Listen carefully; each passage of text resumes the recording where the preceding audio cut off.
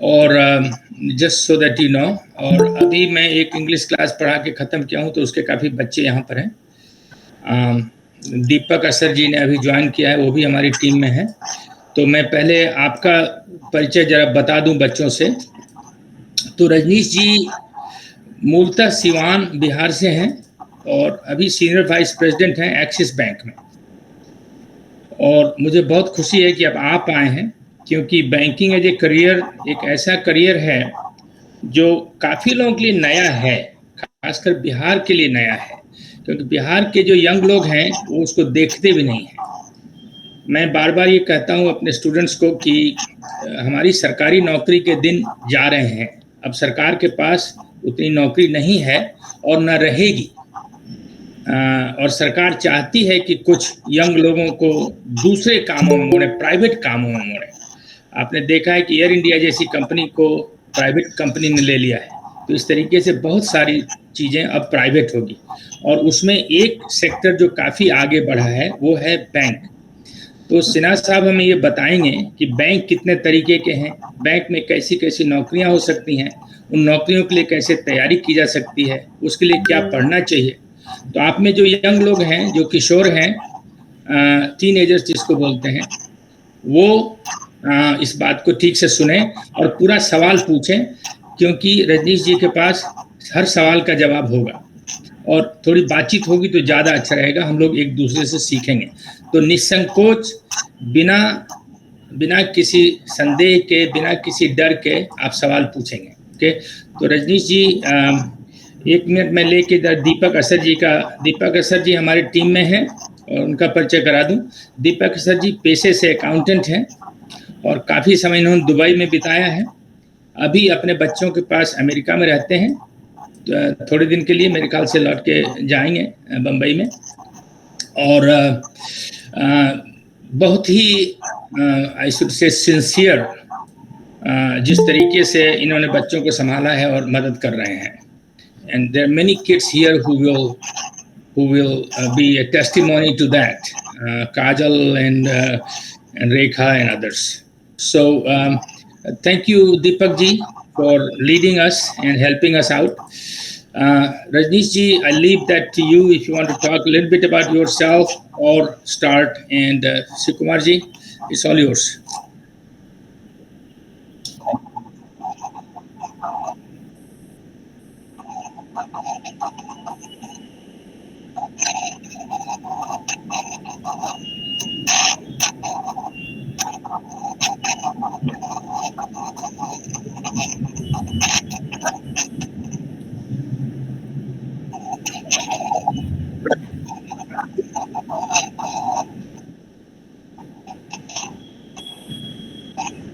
जी बिल्कुल सर, बिल्कुल।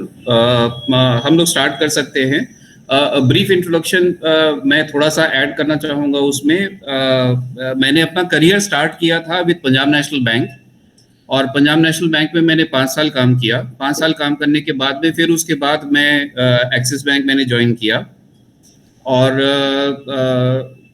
पोस्टिंग के दौरान पंजाब नेशनल बैंक में सबसे खास करके मैंने ये रियलाइज़ किया कि जो स्टूडेंट्स बिहार के हैं उन लोगों की तरफ में थोड़ी परेशानी रहती है, इन द सेंस कि लोग जो हैं वो हम लोगों को थोड़ा हीन भाव से देखते हैं।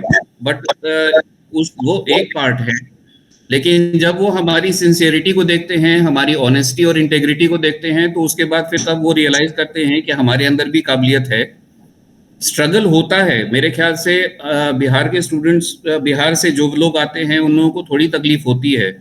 बट अगर हम ऐसे देखें कि हाँ, हम अगर सिंसियर हैं, अगर ऑनेस्ट हैं, डेडिकेटेड हैं, तो फिर हम लोगों को परेशानी नहीं होती है। एंड ये चीज़ मैंने रियलाइज़ किया कि अगर पब्लिक सेक्टर बैंक जैसे पंजाब नेशनल बैंक से निकल के जब मैं एक्सिस बैंक में आया था, तो वो एक्सपीरियंस, वो जो 5 साल का जो एक्सपीरियंस मेरा था, दैट हैज़ बीन, वो बहुत सपोर्टिव रहा। क्योंकि वहाँ की जो ट्रेनिंग का जो तरीका है वो तरीका बहुत अच्छा है। उसमें वो हम लोग को ब्रांच बैंकिंग के बारे में सिखाते हैं, लोन्स के बारे में सिखाते हैं, फॉरेन एक्सचेंज के बारे में सिखाते हैं, मैनेजमेंट डेवलपमेंट के बारे में सिखाते हैं। और हमारी पोस्टिंग अनफॉर्चुनेटली जो हमारा स्टेट होता है उसके बाहर के किसी स्टेट में करते हैं। तो मुझे बहुत तकलीफ हुई थी क्योंकि मेरी पोस्टिंग हरियाणा के एक गांव में हुई थी, मंडी अटेली करके एक गांव है जो नारनौल में है, और वहां मुझे थोड़ी परेशानी हुई थी। बट अगर ओवरऑल देखें तो एक्सिस बैंक के अंदर में मैंने काम किया है, दिल्ली में मैंने काम किया है, पटना में, और पटना के बाद में अभी एक्सिस बैंक सेंट्रल ऑफिस में पिछले करीब 12-15 साल से हूँ। और यहाँ पर भी अलग अलग डिपार्टमेंट्स में काम करने का मौका मिला है। जैसे मैंने स्टार्ट किया था as head of online trading, demat and gold coins, जो कि ऑनलाइन ट्रेडिंग वगैरह के बारे में उस समय बहुत कम लोग जानते थे, 99-2000 की बात है। और उसके बाद फिर एचआर में मैंने बहुत दिन काम किया है। एचआर में मैंने काम किया है डिसिप्लिनरी एक्शन सेल में as regional head west of HR, as head of sales executives. तो इस तरह की अपॉर्चुनिटीज एचआर में भी मिली। उसके बाद फिर तब अभी मैं फिलहाल कॉर्पोरेट रियल एस्टेट सर्विसेज में हूँ, जहाँ पर कि बैंक के अंदर में जितनी भी ब्रांचेस, शाखाएं जितनी भी हैं या ऑफिसेज जितनी भी हैं, वो सारी हम लोग यहाँ से मैनेज कर रहे हैं। और जो भी हम लोगों ने जो लोन देने पर जो डिफॉल्टर्स होते हैं, उन लोगों का जो हम लोग कब्जा करते हैं, वो सारा कुछ हम लोग यहाँ से हम लोग खुद ही मैनेज कर रहे हैं। सो ये ब्रीफ इंट्रोडक्शन है about my self. Now, as far as careers, we can start with the slideshow, sir. And before I start, my humble acceptance. Ki, thank you so much for giving me this opportunity to both Tiwari sir and Shiv Kumar sir, because ऐसा मौका हम लोगों को मिलता नहीं है जहां हम इंटरैक्ट कर पाते हैं या हम गाइड कर पाते हैं लोगों को। Thank you really very much.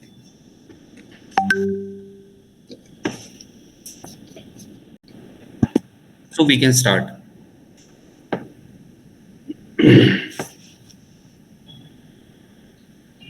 Let's go. जी सर, नेक्स्ट स्लाइड कर लें sir. Okay, this is the, ये एक्चुअली बैंकिंग सेक्टर जो है वो काफी पुराना सेक्टर है जहां पर कि नौकरियां मिलती हैं। बट जैसा तिवारी सर ने सही बताया कि शुरुआत में जब हम लोगों ने बिहार में जब हम पढ़ाई करते हैं तो उस समय ऐसा लगता है कि हम लोगों को सिर्फ सरकारी नौकरी में ही जाना चाहिए, लेकिन आने वाले समय में सरकारी नौकरियां कम होती जाएंगी और रिजर्वेशन और ये सब इश्यूज लेते हुए बहुत कम लोग सरकारी नौकरियों में आ पाएंगे। बैंकिंग एज अ सेक्टर जो है, it is a very good sector, जहां पर कि बहुत रेस्पेक्टफुल है। यहाँ पर करियर जो है एक अच्छा करियर मिलता है और उसमें कोई दो राय नहीं है। यहाँ पर हर किसी को, जैसे बैंक एक ऐसा जगह है जहाँ पर कि आप जाते हैं तो आपको हर तरह के हर किसी को बैंक की जरूरत पड़ती है, और इस वजह से करियर बैंकिंग में काफी अच्छा रहता है। यहाँ ग्रोथ बहुत आसान है, बहुत अच्छा है, मेहनत बहुत करनी पड़ती है, इसमें कोई शक नहीं है। जैसे सर ने बताया कि पिछले 2 दिन से हमारी हालत खराब थी, बहुत ज्यादा मीटिंग्स हुई हैं। आज सुबह से भी हमारी मीटिंग्स चल रही थी, जबकि आज का दिन छुट्टी का दिन है, लेकिन यहाँ सेंट्रल ऑफिस में छुट्टी वगैरह मानते नहीं हैं। तो इस वजह से, लेकिन जहां तक सैलरी का सवाल है, सैलरी हमारी जो है बैंकिंग सेक्टर में कंपेरेबल है with any other sector and better है from any other sector.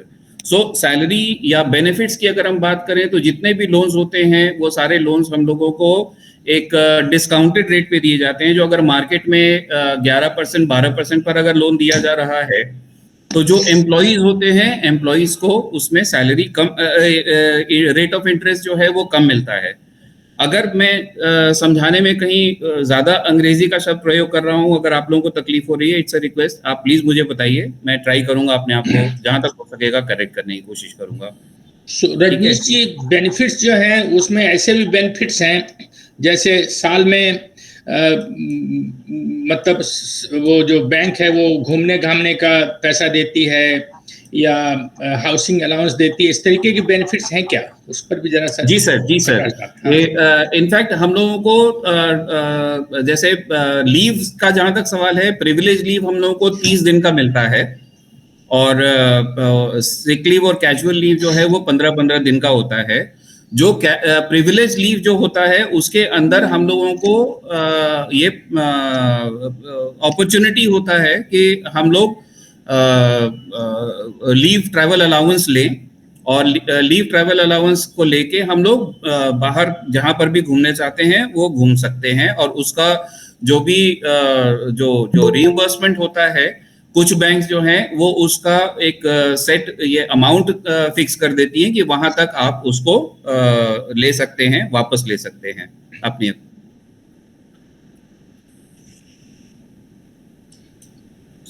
Any other question sir? No, that's it, thank you. मैं जानता हूं मेरे एक संबंधी थे वो रिजर्व बैंक में, तो उनको साल में दो बार वो सारा हिंदुस्तान घूम आते थे, तो मुझे लगा कि वो बहुत ही अच्छा बेनिफिट था, तो मैं बच्चों को बताना चाहता था कि इस तरीके के बहुत से बेनिफिट्स हैं। बिल्कुल बिल्कुल सर, बल्कि अभी भी जैसे बंबई शहर में फ्लैट में रहने की, फ्लैट खरीदना बहुत कॉस्टली है। यहाँ करोड़ों की प्रॉपर्टी होती है और उसमें खरीद पाना बहुत मुश्किल है, लेकिन थैंकफुली यहाँ पर जो हम लोगों को रहने का मौका जो है वो भी हम लोगों को बैंक की तरफ से प्रोवाइड किया जाता है। लीज अकोमोडेशन बैंक प्रोवाइड करती है, तो वैसी सुविधाएं भी हैं। जी जी, थैंक यू। आगे वाला sir, next slide sir. So types of banks in India, ये बहुत ही इंटरेस्टिंग है, जो कि अगर उसको हम लोग बाइफरकेट करना चाहें तो मेजरली 3 तरह के होते हैं: पब्लिक सेक्टर, प्राइवेट सेक्टर और international banks. But public sector, private sector के अंदर में अगर हम देखना चाहें तो सबसे बड़ा बैंक जो रिजर्व बैंक ऑफ इंडिया है, रिजर्व बैंक ऑफ इंडिया जो है वो सेंट्रल बैंक कहा जाता है उसको, बिकॉज वो सारे जितने भी बैंक्स होते हैं उन सबको वही कंट्रोल करता है, ठीक है, और वो बैंकर्स बैंक बोला जाता है। तो इसलिए रिजर्व बैंक ऑफ इंडिया सबसे इंपॉर्टेंट बैंक है। स्टेट बैंक ऑफ इंडिया जो अगर पब्लिक सेक्टर बैंक्स की बात करें तो उसमें बहुत सारे ऐसे बैंक्स हैं, जैसे स्टेट बैंक ऑफ इंडिया हुआ, Punjab national bank, bank of Baroda, union bank, बहुत सारे बैंक्स उसके अंदर आते हैं। पब्लिक सेक्टर बैंक्स के अंदर में अगर हम बात करें तो ये पब्लिक सेक्टर बैंक्स वैसे हो गए। जो प्राइवेट सेक्टर बैंक्स की अगर हम बात करते हैं तो प्राइवेट सेक्टर बैंक्स में भी, जैसे एक्सिस बैंक जहां मैं काम कर रहा हूं उसको प्राइवेट सेक्टर बैंक बोलते हैं। ICICI bank, HDFC bank, Kotak bank, ये सारे प्राइवेट सेक्टर बैंक्स हैं। Yes bank, Dhanlaxmi bank, federal bank, ये सारे प्राइवेट सेक्टर बैंक्स हैं। इंटरनेशनल बैंक्स या फॉरेन बैंक्स की अगर हम बात करें तो जैसे स्टैंडर्ड चार्टर्ड बैंक है, बैंक ऑफ अमेरिका है, ANZ ग्रिंडलेस है, ये सारे डॉइश बैंक, डीबीएस बैंक, ये सारे आपके प्राइवेट सेक्टर बैंक्स हैं। कुछ इसमें स्पेशलाइज्ड बैंक्स होते हैं। Specialised banks for instance small industries development bank of India, SIDBI जिसको बोलते हैं, सिडबी या फिर नाबार्ड जिसका नाम सर ने यहाँ पे लिखा हुआ है, नाबार्ड, सिडबी, ये सब जो है, NABARD is national Bank for Agriculture and Rural development. तो ऐसे बैंक्स जो हैं वो गवर्नमेंट बैंक्स में आते हैं। फिर हमारे पास में काफी सारे रीजनल बैंक्स होते हैं, regional banks, regional rural banks होते हैं, जिनका एक नोडल बैंक होता है जो पब्लिक सेक्टर बैंक के अंडर में होता है, और उसके अलावा उसके अंदर में और भी ये होते हैं।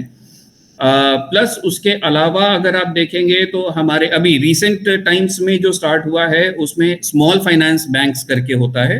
स्मॉल फाइनेंस बैंक्स में एयू स्मॉल फाइनेंस बैंक है, इक्विटास स्मॉल फाइनेंस बैंक, इनके नाम शायद आपने सुने हो। जना स्मॉल फाइनेंस बैंक है, कैपिटल स्मॉल फाइनेंस बैंक है। फिर एक और फर्दर सब सेगमेंट किया गया जिसको पेमेंट्स बैंक बोलते हैं। ये स्पेसिफिकली आरबीआई इसको इस तरीके से करता है कि जो लोग होते हैं इन अकाउंट्स में वो डिपॉजिट कर सकते हैं, लाख रुपए तक का ही डिपॉजिट वो लोग लेते हैं। ऐसे में आपके जो बैंक्स होते हैं, जैसे एयरटेल पेमेंट बैंक है, इंडियन पोस्ट पेमेंट बैंक है, फिनो पेमेंट बैंक है, जियो पेमेंट बैंक है। सो इस तरह के बहुत सारे बैंक्स हैं जो कि हमारे इंडिया में अभी एग्जिस्ट कर रहे हैं। और सबसे मजे की बात यह है कि हर बैंक के अंदर में जैसे एक्सपेंशन हो रहा है, हर बैंक आरबीआई को छोड़ के, बिकॉज आरबीआई तो कंट्रोलिंग बैंक है, but otherwise state bank of India अगर हम देखें तो स्टेट बैंक ऑफ इंडिया के अंदर में 7 जो अलग अलग स्टेट बैंक्स होते थे उन सबको मर्ज करके स्टेट बैंक बनाया और भी बड़ा हुआ है। नाबार्ड के भी नंबर ऑफ ब्रांचेस बढ़ते जाते हैं। प्राइवेट सेक्टर बैंक हर समय compete करने की कोशिश कर रहा है, तो उसके भी नंबर ऑफ बैंक्स बढ़ रहे हैं, और जहां नंबर ऑफ बैंक्स बढ़ेंगे वहां नंबर ऑफ अपॉर्चुनिटीज भी बढ़ती हैं। सो नेचुरली हर सेक्टर में, हर सेगमेंट में, चाहे वो प्राइवेट सेक्टर बैंक हो, पब्लिक सेक्टर बैंक हो, स्पेशलाइज्ड बैंक हो, इंटरनेशनल बैंक हो, अपॉर्चुनिटीज की कोई कमी नहीं है। नंबर ऑफ वैकेंसीज की बात करें, नंबर ऑफ वैकेंसीज भी बहुत ज्यादा हैं और आती रहेंगी। आने वाले समय में अगर हम जैसे सुनते हैं कि बैंक्स कंसोलिडेट होंगे, कंसोलिडेशन के बाद में भी अपॉर्चुनिटीज बढ़ेंगी ही, क्योंकि पॉपुलेशन बढ़ रहा है, लोगों की सेविंग्स बढ़ रही हैं, अपॉर्चुनिटीज की कमी है जहां पर कि वो इन्वेस्ट कर सकें, और बैंक जो है एक सेफ हेवन माना जाता है जहां पर कि आप इन्वेस्ट करते हैं, अपने पैसे को सेफली रख सकते हैं। कैश रखना आज की तारीख में कोई भी पसंद नहीं करता है, तो इसलिए कैश भी रखने के कोई लॉजिक नहीं है। उसमें आप जो आपका सेविंग्स होता है उसमें आप इंटरेस्ट अर्न करते हैं, तो वो भी एक बहुत बड़ा अपॉर्चुनिटी है। तो banking as a sector grow कर रहा है और आगे भी ग्रो करता रहेगा, ये मेरा मानना है। Next slide sir.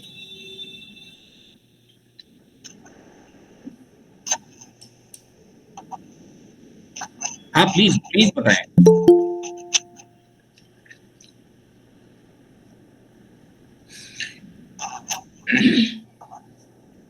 एक चीज केवल ये बताना चाहता था कि बच्चों को पता नहीं होगा आरबीआई, एसबीआई ये सब क्या है। तो आरबीआई है reserve bank of India, SBI है स्टेट बैंक ऑफ इंडिया, और नाबार्ड का बताया ही रजनीश जी ने, वो एग्रीकल्चर डेवलपमेंट के लिए बैंक बनाया गया है। तो इस तरीके से बहुत सारे बैंक हैं। मैंने एक गलती की है इसमें कि प्राइवेट बैंक्स में सिटी लिखा है, वो मेरे ख्याल से इंटरनेशनल बैंक में होना चाहिए था। छोटी सी बात है, लेकिन मैं बताना चाहता था कि कई तरीके के बैंक हैं जैसा रजनीश जी ने बताया। आगे चलिए Shivkumar ji, I am sorry.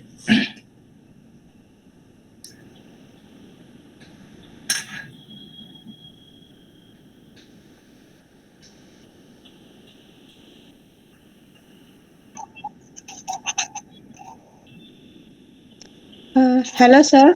Hi sir, rural banks को क्या आप फिर से डिफाइन कर सकते हो? कॉज रूरल बैंक्स में नेम्स नहीं है कि which types of banks including in rural banks?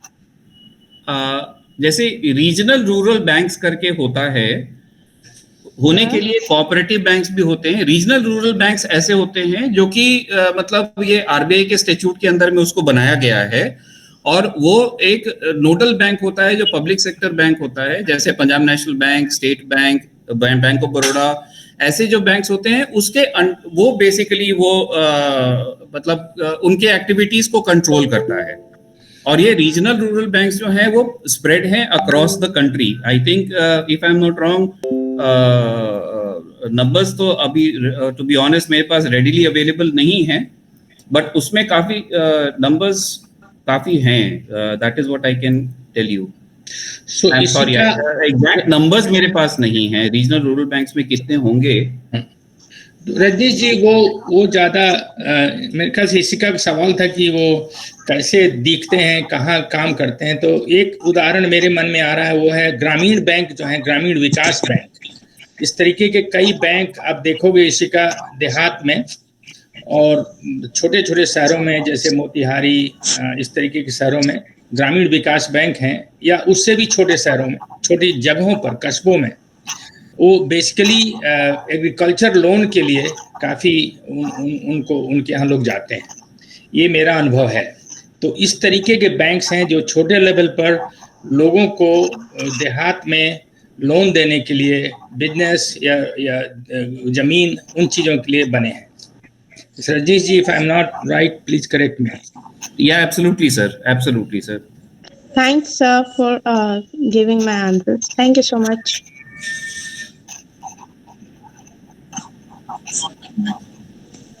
हाँ, वही मेरे ख्याल से रजनीश जी बता रहे थे कि कोई नोडल बैंक्स हैं जो उसको कंट्रोल करते हैं।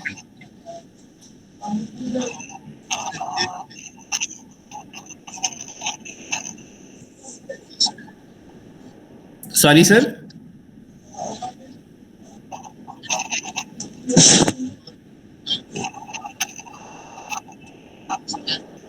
बंधन बैंक सर अभी आज की तारीख में बंधन बैंक प्राइवेट सेक्टर बैंक में आया है। वो शुरुआत हुई थी माइक्रो फाइनेंस कंपनी की तरह से, और माइक्रो फाइनेंस कंपनी के बाद में फिर इन लोगों ने बैंकिंग लाइसेंस के लिए अप्लाई किया था, और आज के समय में वो प्राइवेट सेक्टर बैंक में आता है।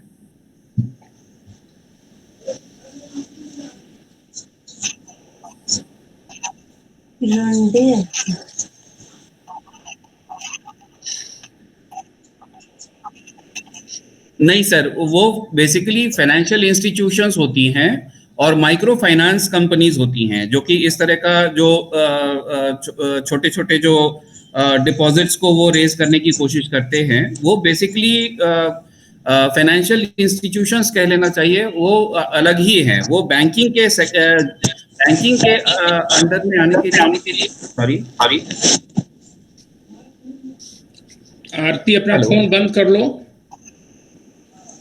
हेलो, आप बोलते रहे रजनीश जी, किसी का फोन खुल गया होगा जैसा। आई एम सॉरी सर, सॉरी। तो ये यही सिचुएशन है, मतलब वो बैंक में नहीं आते हैं।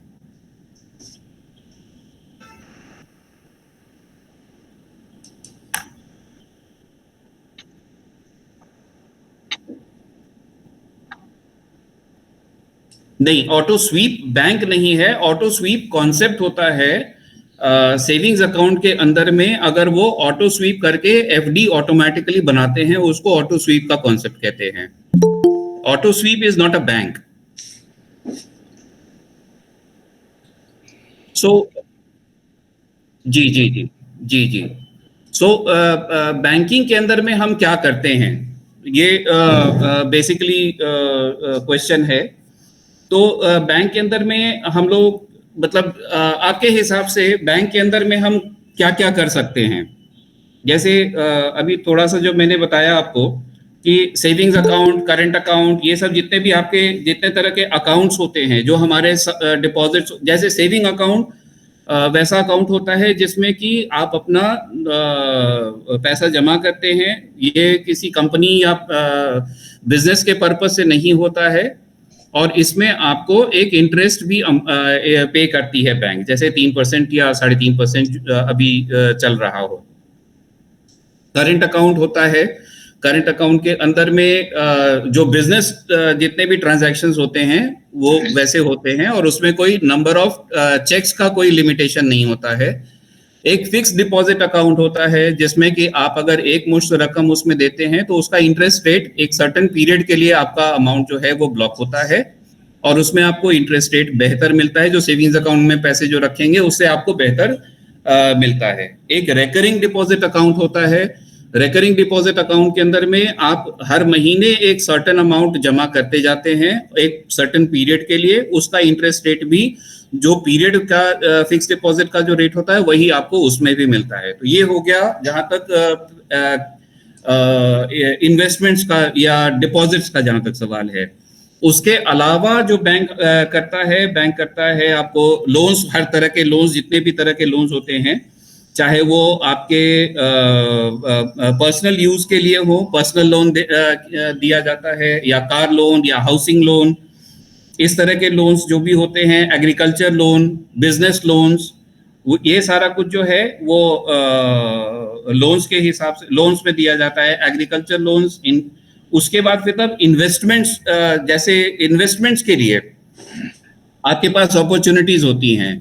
हर बैंक के अंदर में एक अभी रिसेंट टाइम्स में शुरू हुआ है कि आप जैसे इन्वेस्टमेंट आप कर सकते हैं म्यूचुअल फंड में, ग्रुप इंश्योरेंस ले सकते हैं, ये जनरल इंश्योरेंस, लाइफ इंश्योरेंस, ये सब का भी सेल शुरू किया है बैंक्स ने। तो वो आपका इन्वेस्टमेंट के लिए आप जैसे शेयर्स में आप इन्वेस्ट कर सकते हैं। जो मैंने बताया online trading, demat, gold coins, जिस समय मैं देख रहा था तो उस समय शेयर्स का ही हम लोग काम करते थे। म्यूचुअल फंड्स का काम करते थे। तो इस तरह का जितना भी होता है वो हमारे इन्वेस्टमेंट्स का काम हम करते हैं। सो ऐसे काफी सारा जितने भी तरह के आपके लोन्स होते हैं, चाहे वो छोटे लोन्स हों, बड़े लोन्स हों, वो सारा हम लोग बिजनेस लोन्स हो या अदरवाइज ऑल्सो हम लोग उसको अरेंज करते हैं बैंक में, ठीक है। और कुछ कुछ लोन्स ऐसे होते हैं जिसमें आपको अपनी प्रॉपर्टी को गिरवी रखना पड़ता है। जैसे एजुकेशन लोन मैं मिस कर रहा था, education loan is a very good loan, उसका इंटरेस्ट रेट भी बेहतर होता है बाकी लोगों के कंपैरिजन में, तो एजुकेशन लोन भी एक अच्छा लोन है। फिर मॉर्टगेज करके जो अगर मान लीजिए कि अगर फॉरेन में आप ट्रेडिंग कर रहे हैं, सामान अगर आपको बेचना है, लाना है, तो बैंक गारंटी वगैरह का इशुएंस करने के लिए बैंक गारंटी इशू करते हैं, या फिर जो लेटर ऑफ क्रेडिट वगैरह जो इशू करना होता है इंपोर्ट एक्सपोर्ट के लिए, वो सारा काम भी बैंक में होता है। सो कहने का मतलब ये है कि बहुत सारा एवेन्यूज है, जो भी पैसे से रिलेटेड जितने भी एवेन्यूज हैं हर बैंक में आज की तारीख में वो सारे एवेन्यूज कवर होते हैं। इसके अलावा जो सरकारी गवर्नमेंट सर्वेंट्स जो रिटायर होते हैं उनके पेंशन का भी काम होता है। जो अभी एनपीएस जो चला है, एनपीएस नेशनल पेंशन स्कीम, वो भी बैंक्स ऑफर कर रहे हैं। सो बहुत वाइड रेंज ऑफ एक्टिविटीज है जो कि बैंक कर रहा है। सो एक टेक ऑफ ये है रजनीश जी, आई एम सॉरी, एक टेक ऑफ ये है बच्चों के लिए कि 4-5 तरीके के काम बैंक करता है। सेविंग्स, लोन्स, अलग अलग तरीके के लोन्स, इन्वेस्टमेंट और पेंशन का आपका पैसा रखना, ये मेन चीज़ें हैं जो बैंक करता है। उसके करने के अलग अलग तरीके हैं, बट उतना जानना चाहिए। और इसलिए ये इम्पोर्टेंट है जानना कि लोग खाली सोचते हैं कि जाके उसमें पैसा जमा करके चले आएंगे, वो नहीं है। कई तरीके के काम होते हैं बैंक में, और इसलिए बैंक काफ़ी एक्सपेंड कर रहे हैं, और इसीलिए बहुत ही अच्छा करियर है। ये मैं ज़रा जोर देना चाहता था इस पर कि केवल जमा ही नहीं करना है पैसा लेने के भी बैंक से कई तरीके हैं, और उस पर आपको ख्याल रखना चाहिए, खासकर एजुकेशन के लिए, अपने बिजनेस के लिए अगर खोल रहे हैं तो इन चीज़ों को दिमाग में रखें। बिल्कुल सही।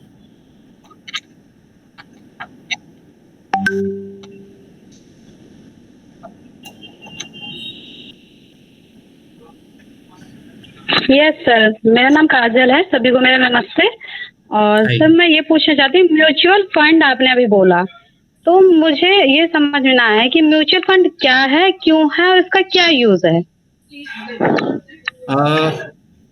इसको समझने के लिए ऐसे समझते हैं कि जैसे एक अकाउंट मैंने बताया आपको, रेकरिंग डिपॉजिट अकाउंट।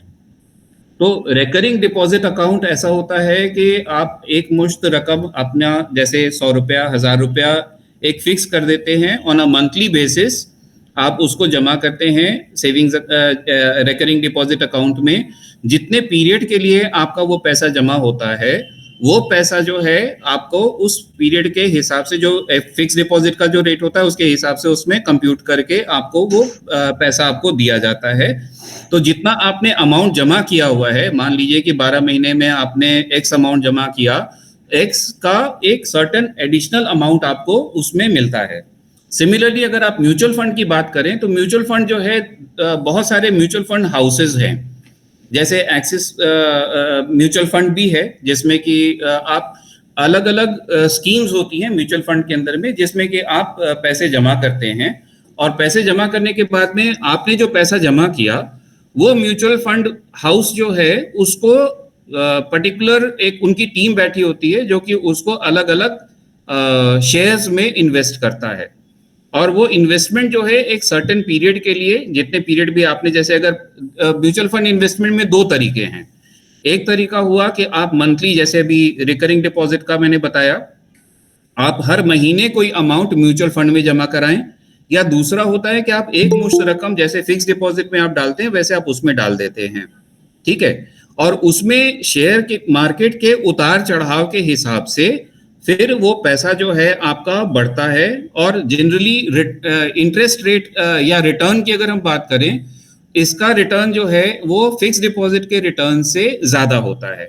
मान लीजिए आज की तारीख में अगर हम देखें कि फिक्स डिपॉजिट का रिटर्न अगर 7% का है, तो म्यूचुअल फंड का रिटर्न 12% के से 15% के बीच में आता है। सो बेहतर यही होता है कि आप फिक्स डिपॉजिट में फंड रखने के बजाय आप म्यूचुअल फंड में इन्वेस्ट करें। लेकिन म्यूचुअल फंड के स्कीम्स जो हैं वो 2-3 तरह के बहुत हैं। एक तो है जो कि इक्विटी फंड में खाली इक्विटी फंड जैसे शेयर्स में खाली इन्वेस्ट करता है, ठीक है। एक होता है जो कि गवर्नमेंट के बॉन्ड्स और बॉन्ड्स में इन्वेस्ट करता है, और एक होता है जो कि दोनों तरह के फंड्स में इन्वेस्ट करता है। सो इक्विटी फंड और डेट फंड, हाँ सर, वो actually you are absolutely correct. ये म्यूचुअल फंड जो है वो एक बहुत बड़ा टॉपिक है, और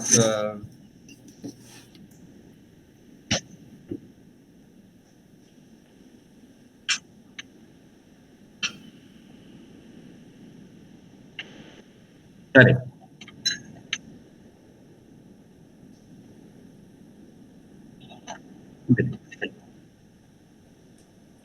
करेक्ट।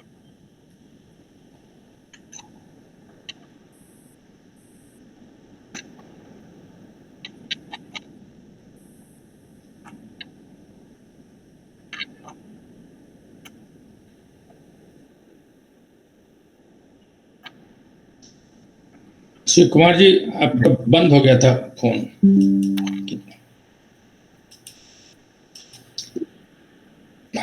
थोड़ी देर कट गई थी, 5 सेकंड के लिए। बोलिए।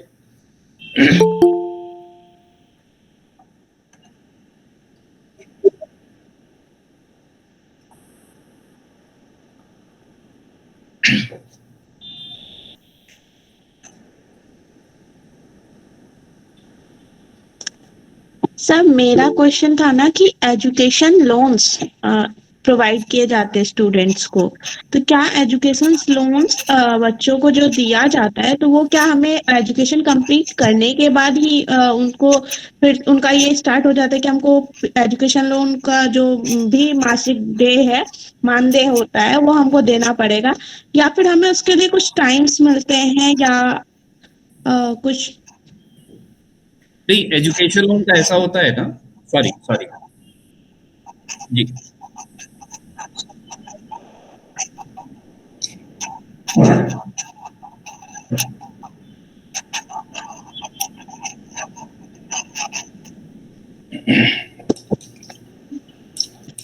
Okay sir, thank you.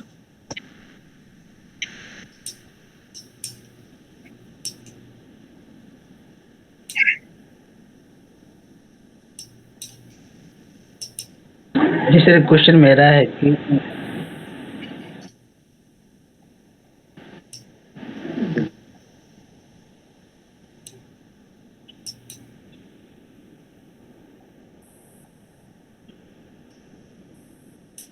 नहीं, प्रश्न समझ नहीं पाया सर, क्योंकि किस टाइप का, मतलब अगर थोड़ा सा इलैबोरेट करें।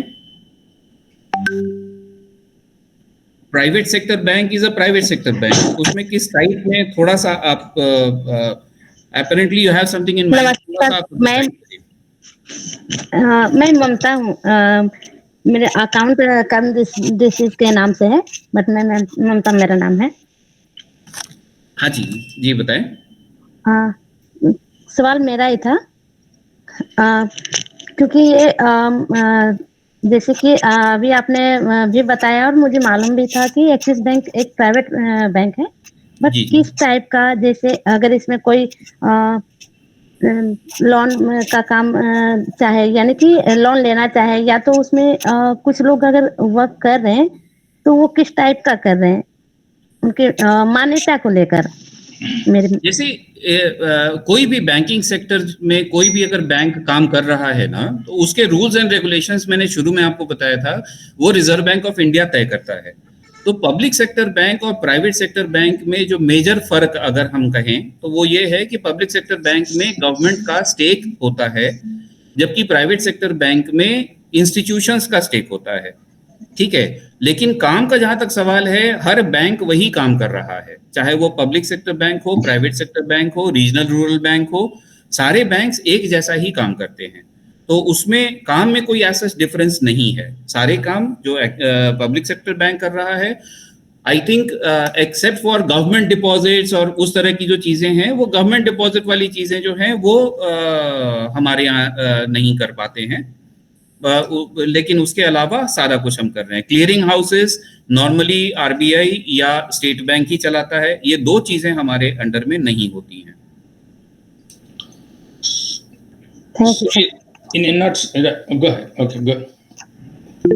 मेरे ख्याल से एक चीज मैं बताना चाहता हूं कि थोड़ा डिटेल में जाने की बजाय एक टॉपिक्स हम लोग कवर कर लें, क्योंकि सबसे बड़ा है bank career in banking sector. तो करियर जो है उस पर आगे के स्लाइड्स हैं कि कैसे तैयारी करें, क्या क्या करियर्स हैं। करियर्स बैंक में कई हो सकते हैं, चपरासी से लेकर प्रेसिडेंट तक, और आईटी के बहुत से करियर्स हैं। तो हम जरा चाहते थे उस पर फोकस करना, तो डिटेल में जाने की बजाय हम उसको खत्म कर लें, फिर सवालों का जवाब दें। अगर आप लोगों के लिए मान्य है तो ऐसा करते हैं, नहीं तो जो जिस पर्पस के लिए क्लास है वो छूट जाएगा।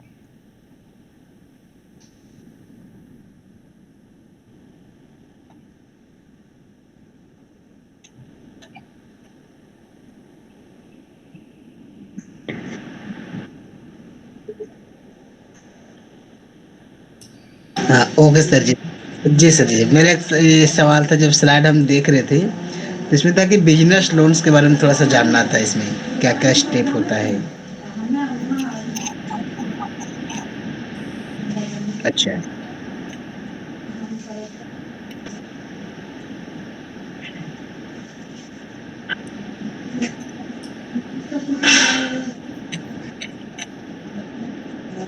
Okay sir ji.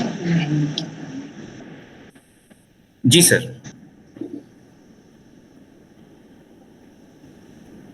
So careers in banking, it's a very interesting this thing.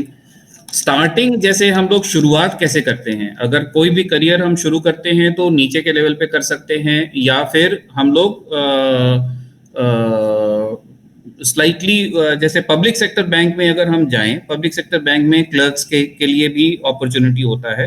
Otherwise officer के ग्रेड में होते हैं, फिर मैनेजर, फ्रंट डेस्क ऑफिसर्स होते हैं। फ्रंट डेस्क ऑफिसर्स में बेसिकली वो लोग काम जो कस्टमर रिलेशनशिप वाला जितना भी तरह का काम होता है वो करते हैं, जैसे एफडी बनाना, चेक रिसीव करना, चेक को क्लियरिंग में डालना, या टेलर काउंटर पे कैशियर होते हैं जो कि आपका कैश जो आप डिपॉजिट करते हो वो कैशियर उसको लेते हैं, उस तरह का काम हुआ। फिर एक होता है रिलेशनशिप मैनेजर्स होते हैं बैंक्स के अंदर में। रिलेशनशिप मैनेजर्स होते हैं स्पेसिफिक सेगमेंट के कस्टमर्स को डील करने के लिए, जो बहुत हाई वैल्यू कस्टमर्स हैं जिनका डिपॉजिट बहुत ज़्यादा रहता है, उनके लिए अलग कस्टमर्स होते हैं जो प्रायोरिटी कस्टमर्स कहे जाते हैं।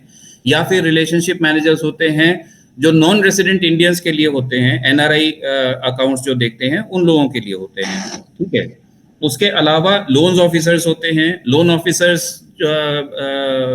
जो होते हैं वो लोग basically gold loan, agri loan, agriculture loan, corporate loan, small business loan, इस तरह के लोन्स के लिए लोन ऑफिसर होते हैं।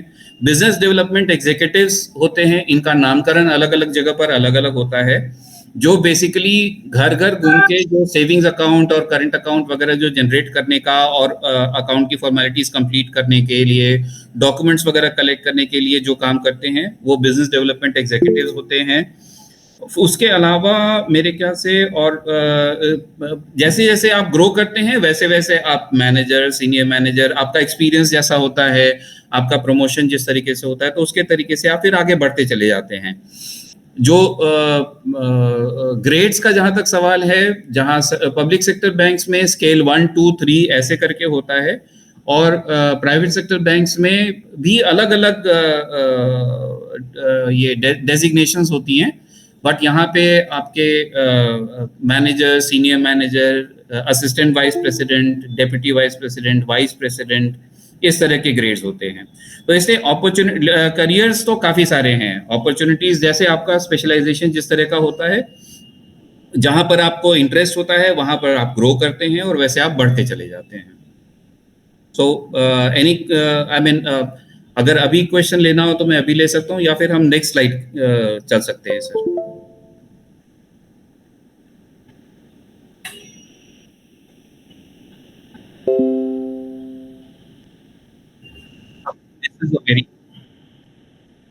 जी जी जी जी जी जी। Thank you sir. सर हम ये जानना चाहते थे क्लर्क में और डिटेल से थोड़ा बता दीजिए, उनका क्या वर्क होता है, क्या क्या करना होता है। बिल्कुल बिल्कुल, जैसे क्लर्क में जैसे कोई भी अगर आप मान लीजिए कि कैशियर का जो काम होता है वो सारा क्लर्क लोग करते हैं, ठीक है। उसके अलावा जो आप फ्रंट डेस्क ऑफिसर्स जो होते हैं वो सरकारी पब्लिक सेक्टर बैंक्स में वो फ्रंट डेस्क ऑफिसर्स क्लर्क्स होते हैं। चेक रिसीव करना, चेक को प्रोसेस करना, वो सारा काम क्लर्क का होता है। और जनरली जो ये आपके जो मेजरली जो आपका इनिशियल जो फर्स्ट स्टेज में जो काम करना होता है, जैसे बैंक के अंदर में आप जाते हैं तो वो चाहे वो किसी भी तरह का काम हो वो सारा क्लर्क ही करते हैं। Thank you sir.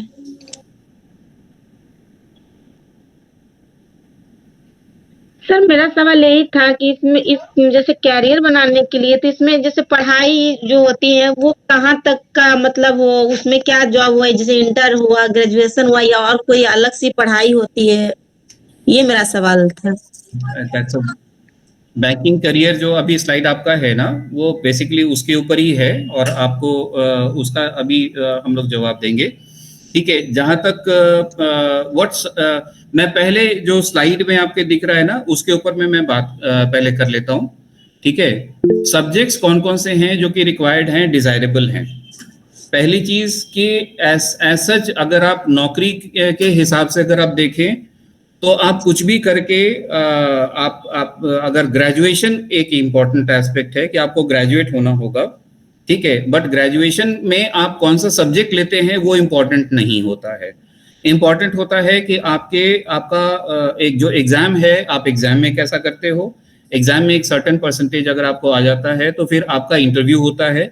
इंटरव्यू बहुत इंपॉर्टेंट होता है। अगर इंटरव्यू में आपने अच्छे से जवाब दिया और आपका सिलेक्शन हो गया तो फिर उसके बाद कोई किसी भी तरह का कोई इश्यूज नहीं आता है। फॉर इंस्टेंस मेरे बैंक के अंदर में ऐसे, या मैं जब पंजाब नेशनल बैंक मैंने जब ज्वाइन किया था तो उस समय मेरा क्वालिफिकेशन था post graduation in clinical psychology.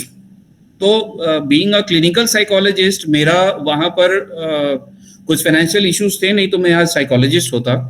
लेकिन अगर वैसे देखें तो पोस्ट ग्रेजुएशन करने के बाद में भी और साइकोलॉजी में करने के बाद में भी मैं बैंक में मैं ज्वाइन कर पाया। अगर सब्जेक्ट्स डिजायरेबल की बात की जाए, डिजायरेबल सब्जेक्ट्स में आपके इकोनॉमिक्स है, कॉमर्स है to a large extent. Economics और कॉमर्स ये दो सब्जेक्ट्स बहुत अच्छे हैं। मैथ्स में बहुत ज़्यादा आपको जानने की ज़रूरत नहीं है। ऐसा नहीं है कि आपको ग्रेजुएशन या पोस्ट ग्रेजुएशन मैथ्स में करने की ज़रूरत है।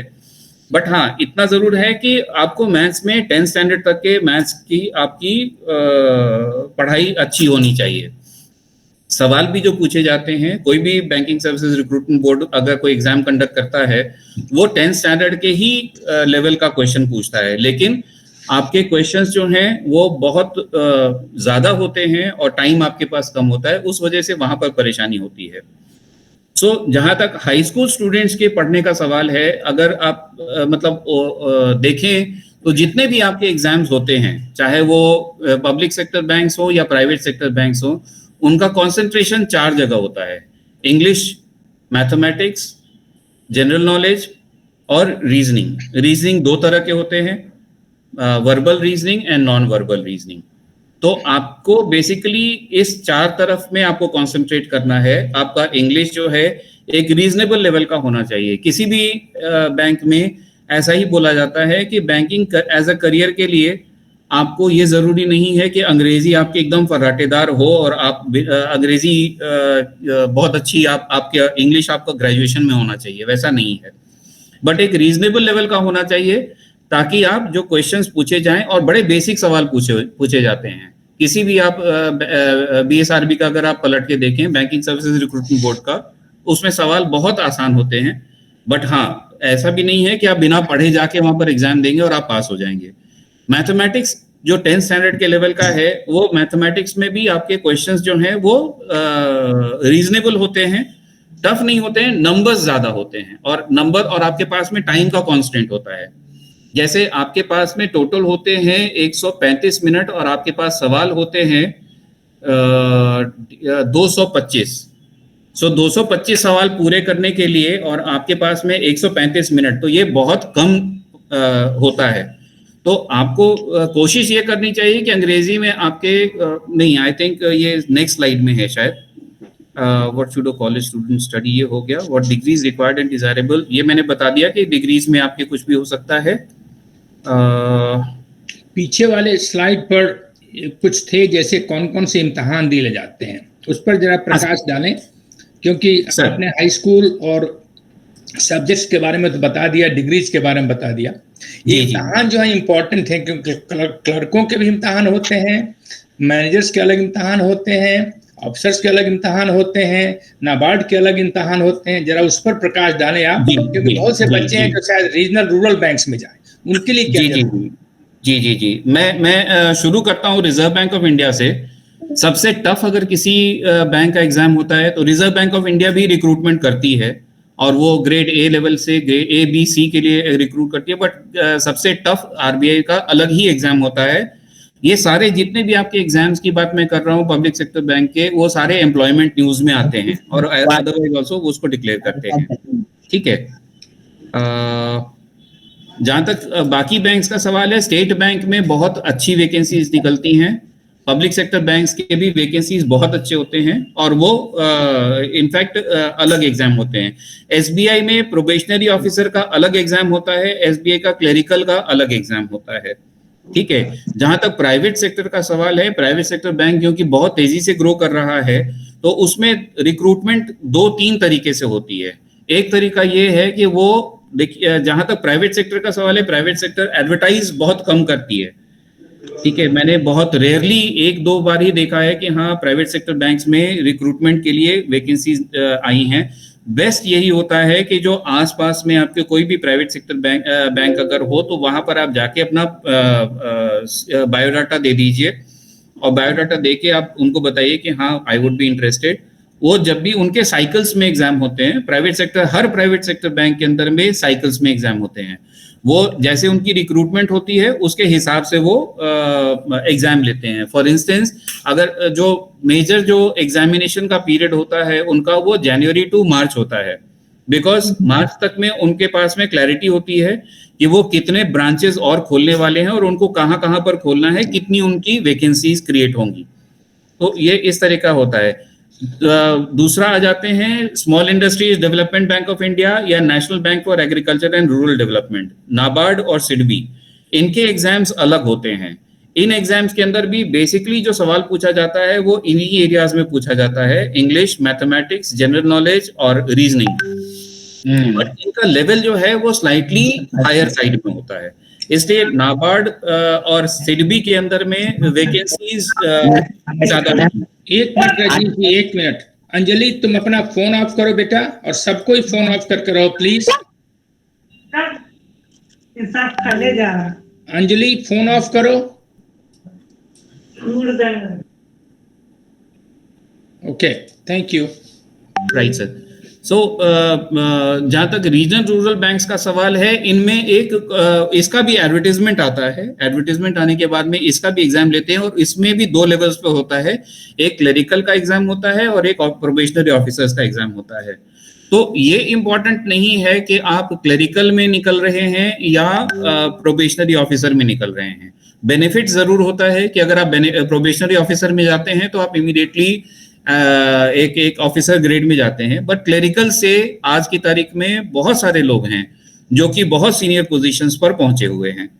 ठीक है, तो इसलिए इंपॉर्टेंट ये है कि उसको क्लियर करना है। क्लरिकल का अगेन स्पीड बहुत इंपॉर्टेंट है और एक्यूरेसी बहुत इंपॉर्टेंट है। यहाँ पर जो एग्जामिनेशन होता है, इस एग्जामिनेशन के अंदर में ये 2 चीजें चेक की जाती हैं कि आपकी स्पीड कैसी है, आपकी एक्यूरेसी कैसी है। और आप एक सर्टेन नंबर ऑफ इसमें जो वैकेंसीज अगर हैं उसका एक सर्टेन परसेंटेज ऊपर में वो लोग सेलेक्ट करते हैं, फिर इंटरव्यू लेते हैं और बाकी लोगों को वहां पर ये करते हैं, सेलेक्ट करते हैं, लास्ट मतलब जो फाइनल सिलेक्शन होता है। तो ये बेसिक प्रोसेस है। जो प्राइवेट सेक्टर बैंक्स के जो एग्जाम्स होते हैं वो एग्जाम के बाद में फिर वो इंटरव्यू लेते हैं और उसके इंटरव्यू के बाद में वो अलग अलग जो क्राइटेरियाज बने हुए हैं या आपका स्पेशलाइजेशन है उसके हिसाब से फिर वो लोग करते हैं। प्राइवेट सेक्टर बैंक ने एक और काम शुरू किया है, वो यंग बैंकर्स प्रोग्राम चलाते हैं जो मणिपाल में चलता है। और जैसे एक्सिस बैंक ने यंग बैंकर्स का चलाया हुआ है, आईसीआईसीआई बैंक चला रहा है और एचडीएफसी बैंक चला रहा है। यहाँ से जो लोग पढ़ के बाहर निकलते हैं इनको डायरेक्ट जो है वो सेकेंड लेवल पे इनको लेते हैं, इनको असिस्टेंट मैनेजर ना लेके डिप्टी मैनेजर या मैनेजर के ग्रेड में लेते हैं। और इनको जो जैसे पढ़ाई के समय में जो इन लोगों ने जहां पर अपना फोकस ज्यादा दिखाया है, जैसे अगर लोन्स में उनका फोकस है या ट्रेड फाइनेंस फॉरेक्स में अगर है तो उनको उस तरह के सेगमेंट्स में प्लेस किया जाता है। वहां से काफी सारे लोग जो है ये बढ़िया अपॉर्चुनिटी सेंस में है कि हालांकि मेरे ख्याल से पैसा तो उसमें लगता होगा, लगभग 2 लाख के आसपास में लगता है, लेकिन वहां पर अगर सिलेक्शन हो जाए और अगर आदमी वहां से निकलता है तो फिर उसमें एक बेनिफिट ये होता है कि उनको सेंट्रल ऑफिस में भी पोस्टिंग मिलती है और वो एक लॉन्च पैड अच्छा है। इस लॉन्च पैड के बेसिस पर आप प्राइवेट सेक्टर और इंटरनेशनल जो फॉरेन बैंक्स जो होते हैं उसमें आपकी रिक्रूटमेंट बहुत आसानी से होती है। So this is as far as preparation is concerned. Any questions?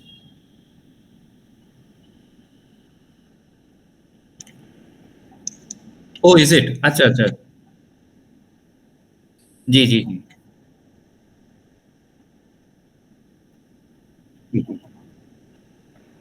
जी जी जी,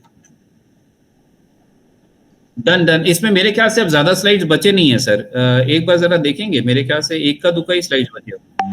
जी जी जी, नो इश्यूज, हम लोग अभी क्वेश्चन आंसर कर सकते हैं। दूसरा या एक कंटिन्यू करना है तो वो भी कर सकते हैं। नहीं, कंटिन्यू करना चाहिए। आपके पास टाइम है रजनीश जी? सर मेरे पास टाइम ही टाइम है सर, आपके लिए तो टाइम, आपने इतनी इज्जत अफजाई करी है अभी तो ये तो नहीं तो कुछ चीजें ऐसी हैं जिस पर जोर देना चाहिए। वो सेकंड वाले में क्वेश्चन आंसर भी, बच्चों के पास बहुत क्वेश्चंस बहुत हैं और आंसर हाँ, बिल्कुल। जैसे एक टॉपिक आपने बताया नया जो लोगों को पता नहीं होगा वो है यंग ऑफिसर्स प्रोग्राम। वो मेरे ख्याल से बहुत से बच्चों को पता नहीं होगा। तो मेरे ख्याल से ये एक्चुअली जानकारी कम होगी सर यहाँ। जी बिल्कुल सही कहा आपने। उस पर जरा फोकस कीजिएगा कि कैसे जो हाई स्कूल में पढ़ रहे हैं वो बच्चे उसकी तैयारी करें, या कैसे जिन्होंने ग्रेजुएट कर लिया है वो बच्चे उसकी तैयारी करें, क्योंकि वो एक बहुत अच्छा लॉन्च पैड है। तो उस पर जरा फोकस कीजिएगा। अभी जरा सवाल ले लेते हैं बच्चों का, उसके बाद सेकंड वाले में उस पर फोकस करेंगे। जी बिल्कुल जी। तो आरती का हाथ ऊपर है शायद, श्री कुमार जी।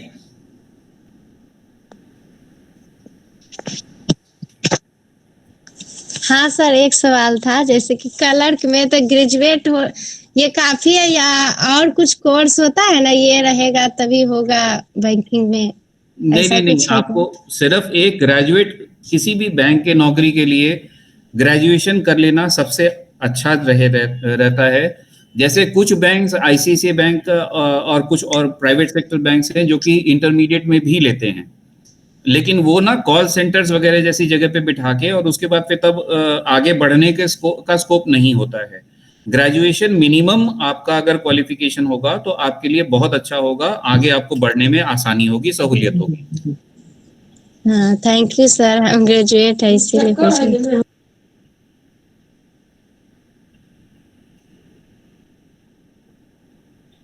सर मेरा सवाल यही था, जैसे इकोनॉमिक्स या तो बताया गया कॉमर्स लेने ही से बैंक का जॉब मिलेगा कि सर जो हिस्ट्री ऑनर सर से करता है तो क्या उसको बैंक में जॉब नहीं मिल सकते हैं?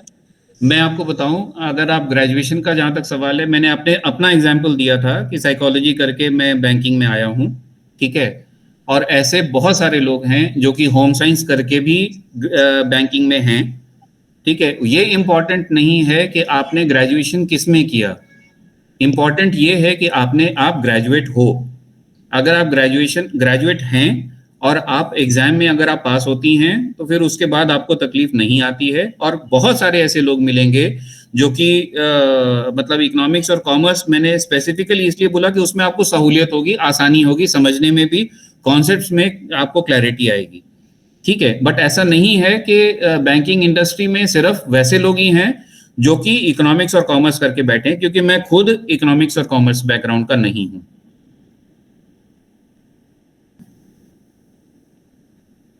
ठीक है जी। So where are these exams given and when?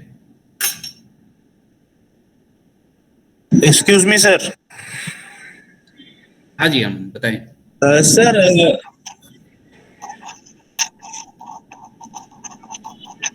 जी अच्छा सर।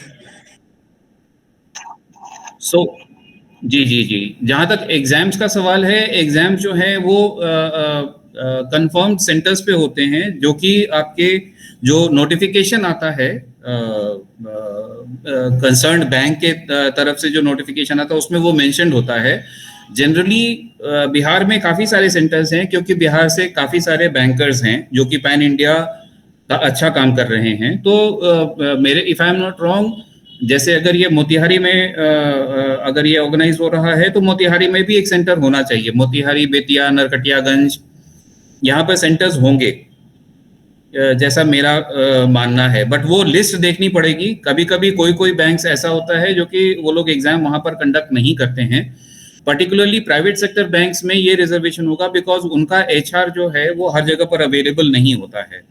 सो अगर प्राइवेट सेक्टर बैंक्स की बात करें तो बिहार में शायद एक सेंटर होना चाहिए, और वो होगा पटना इन ऑल प्रोबेबिलिटी। और झारखंड का जहां तक होगा वहां रांची और जमशेदपुर, ये 2 सेंटर्स होने चाहिए, ठीक है। एज लिमिट का जहां तक सवाल है, 21 साल की उम्र में आपका ये एलिजिबिलिटी, आप एलिजिबल होते हैं, आप आ सकते हैं।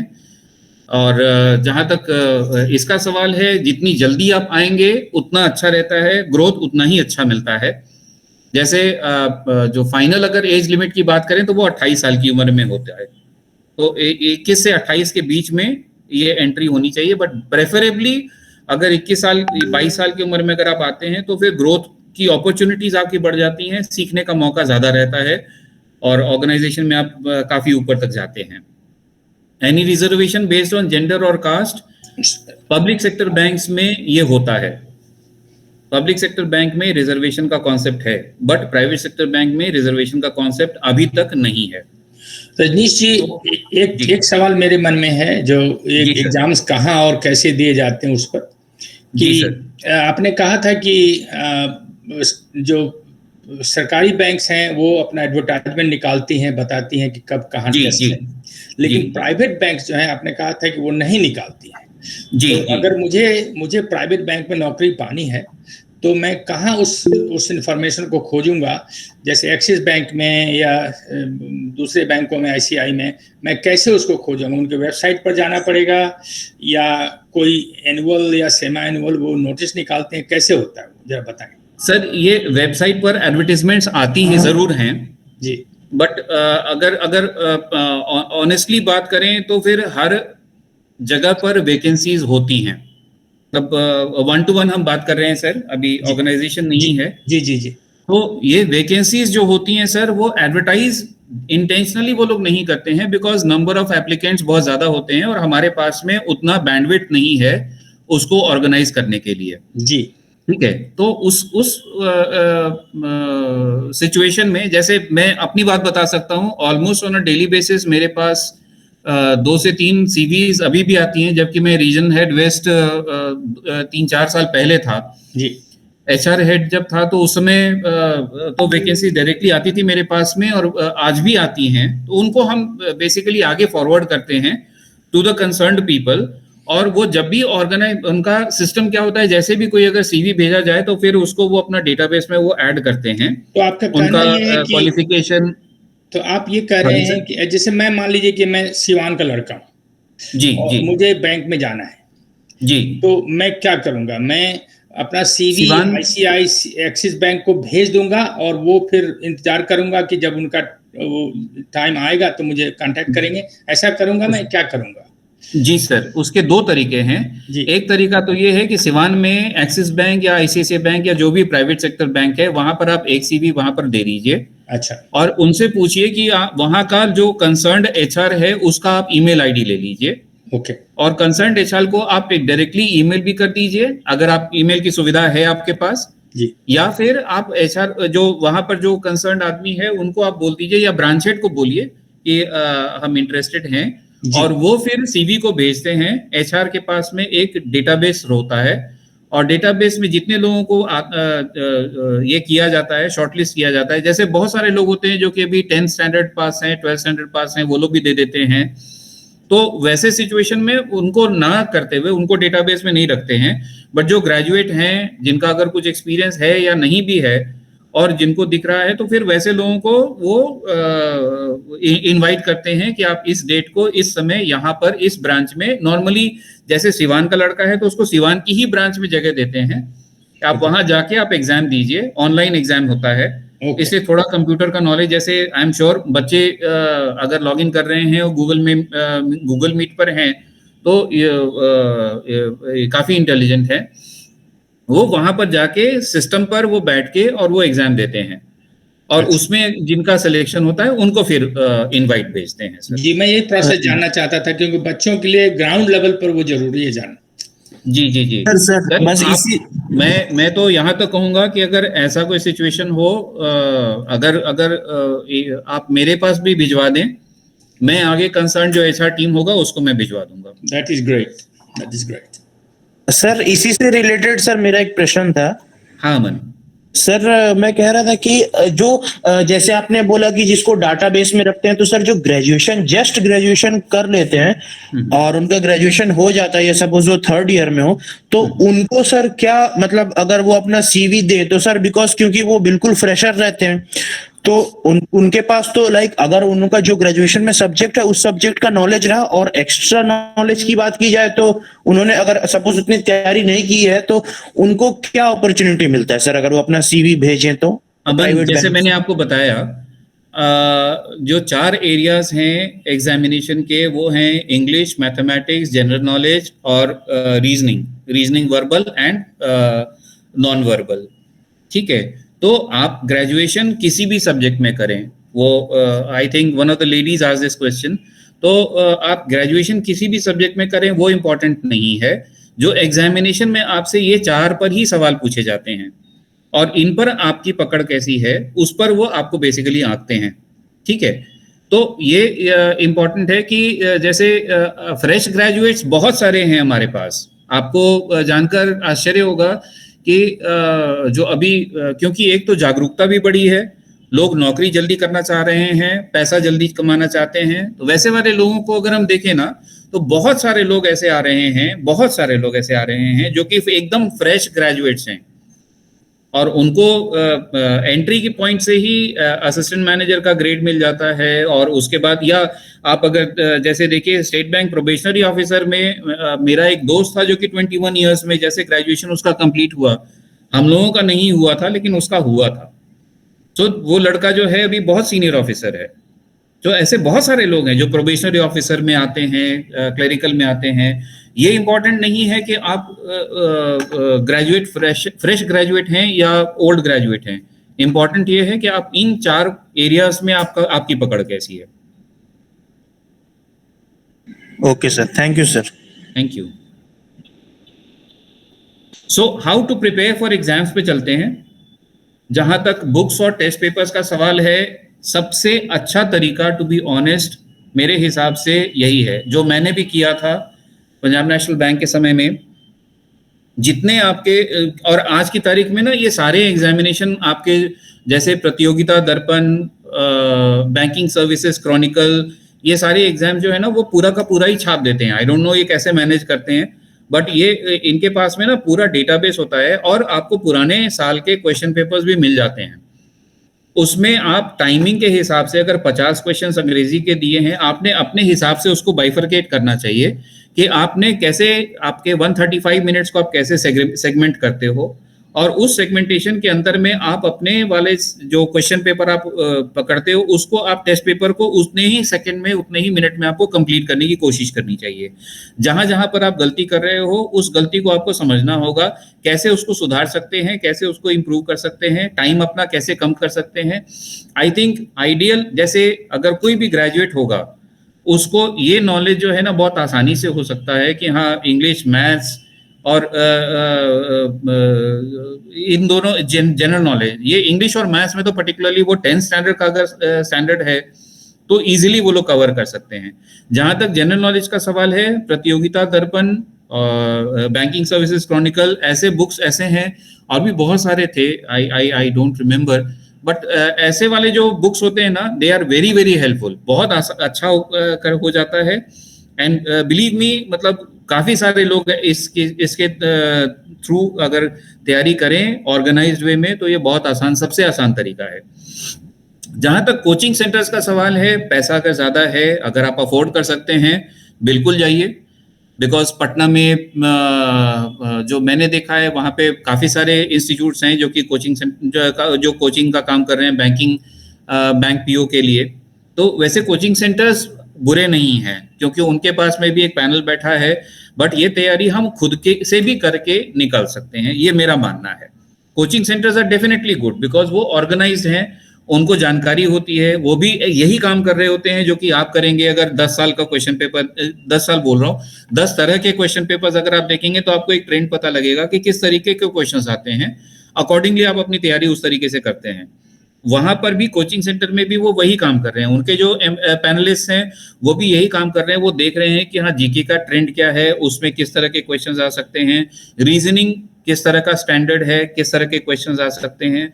तो दे आर डेफिनेटली गुड। इसमें कोचिंग सेंटर्स को मना नहीं करना चाहिए, बट कोचिंग सेंटर्स ऑनेस्टली मैं इस वजह से नहीं सजेस्ट करूंगा बिकॉज अफोर्डेबिलिटी का, मेरे साथ तो खैर अफोर्डेबिलिटी का क्वेश्चन था, मैं नहीं कर पाया था और मैं तो सिर्फ बुक्स और टेस्ट पेपर्स करके ही मैंने किया था, ठीक है। जहां तक नेटवर्किंग का सवाल है, नेटवर्किंग हमेशा हेल्प करता है प्राइवेट सेक्टर बैंक्स में। नेटवर्किंग हमेशा हेल्प करता है प्राइवेट सेक्टर बैंक्स में बिकॉज प्राइवेट सेक्टर बैंक्स में बहुत सारे ऐसे एवेन्यूज हैं जहां पर कि आप, अगर आप इंटेलिजेंट नहीं भी हैं, अगर आपके अंदर में किस तरह की काबिलियत है, फॉर इंस्टेंस अगर मान लीजिए कि आप सेल्स अच्छा करते हैं तो आप सेल्स एग्जीक्यूटिव बन सकते हैं, उसका एक अलग चैनल है, उसके लिए कोई एग्जाम देने की जरूरत नहीं होती है। सेल्स एग्जीक्यूटिव्स में आपको बेसिकली अरेंज करना होता है, आपको टारगेट दिया जाता है, आप इतने सेविंग अकाउंट लाएंगे, आप इतने करंट अकाउंट लाएंगे, आप इतना LI GI बेचेंगे, तो उस तरह के टारगेट्स आपको दिए जाते हैं। तो सेल्स एग्जीक्यूटिव्स ऐसे हैं जो कि आप अगर ग्रेजुएट हैं, अगर आप बहुत एक्सेप्शनल नहीं भी हैं, आप वहां पर एंट्री ले सकते हैं। बट अगर आपने थोड़ी सा भी ये है काबिलियत है तो मैं तो सजेस्ट करूंगा नेटवर्किंग कीजिए। जो मैंने बोला थोड़ी देर पहले, वहां पर ब्रांच हेड से मिलिए, ब्रांच हेड को बोलिए कि बॉस मेरा आप आगे फॉरवर्ड कीजिए, रिकमेंड कीजिए। बट जो पब्लिक सेक्टर बैंक्स हैं, पब्लिक सेक्टर बैंक्स में नेटवर्किंग आपको हेल्प नहीं करता है। पब्लिक सेक्टर बैंक्स में आपको हेल्प करता है आपकी मेहनत, क्योंकि आपका एग्जाम में अगर आप पास नहीं हुए तो आप वहां पर ही आपको सबको जानकारी होगी। आई एम श्योर कि ऑलमोस्ट जो अगर देखिएगा ना, बिहार से अगर 1 लाख आदमी दे रहा है कोई भी एग्जाम बैंक पीओस वाला, तो बैंक पीओस वाले एग्जाम में अगर आप 1 लाख आदमी दे रहा है तो उसमें से जो लोग फाइनली सेलेक्ट होते हैं वो तो उनके पास में जितनी सीट्स होती है उसके हिसाब से ही होता है। बट रिटन टेस्ट निकालने वाले मैक्सिमम बिहार के और यूपी के होते हैं। तो रिटन टेस्ट में, क्योंकि हमारे यहाँ इंटेलिजेंस की कमी नहीं है, हमारे लोग काफी इंटेलिजेंट होते हैं और बहुत शार्प हैं। बिहार को चाहे कितना भी बदनाम किया जाए, मेरे हिसाब से हम we are the best pan India. Maximum number of civil servants हमारे यहाँ के हैं और बैंक पीओस भी हमारे यहाँ से मैक्सिमम जाते हैं। सो मेहनत जरूरी है पब्लिक सेक्टर बैंक के लिए, और प्राइवेट सेक्टर बैंक में थोड़ा बहुत नेटवर्किंग चलता है।